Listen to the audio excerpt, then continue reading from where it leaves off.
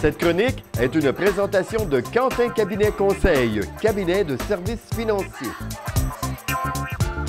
La sécurité financière au niveau des entreprises, qu'est-ce que c'est? Fait que, finalement, c'est une protection financière au cas qu'il m'arrive quelque chose personnellement, parce qu'en tant que patron, en tant qu'entrepreneur, travailleur autonome, qu'est-ce qui se passe demain matin si je ne suis pas là pour une cause de maladie ou d'un accident, ou pire encore, en cas de décès?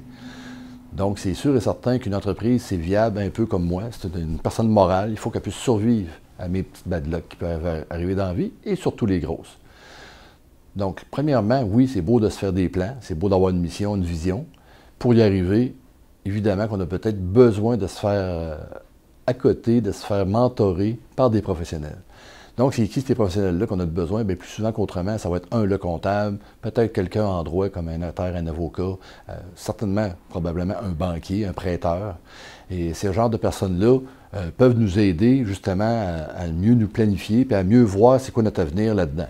Maintenant, peut-être qu'une personne qui serait autour de ça, qui pourrait être importante, ça serait votre conseiller de sécurité financière qui pourrait peut-être servir de chef d'orchestre.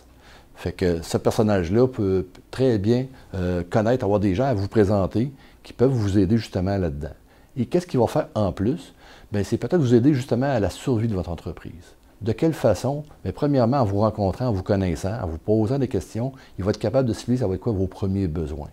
Souvent, les premiers besoins, c'est de rembourser justement soit un prêteur ou si on a des frais fixes. Ça peut être justement la compagnie de téléphone, la compagnie d'électricité, ce genre de choses-là, qu'on a des frais fixes là, qui sont là puis qui vont continuer à venir nous gruger. Donc, oui, c'est beau d'avoir une assurance salaire individuelle personnelle.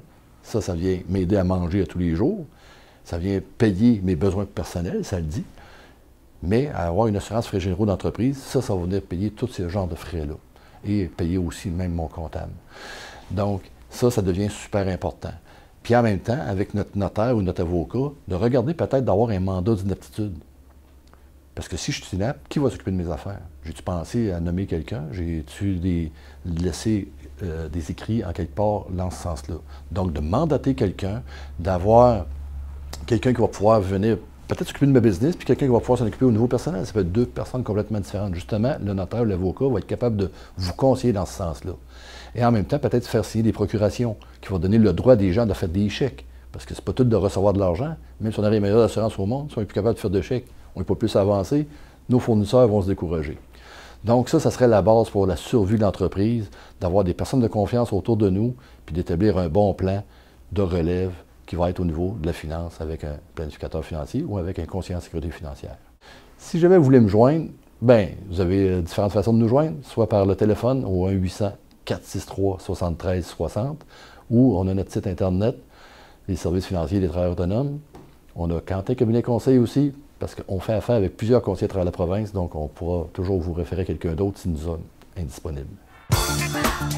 Cette chronique est une présentation de Quentin Cabinet Conseil, cabinet de services financiers.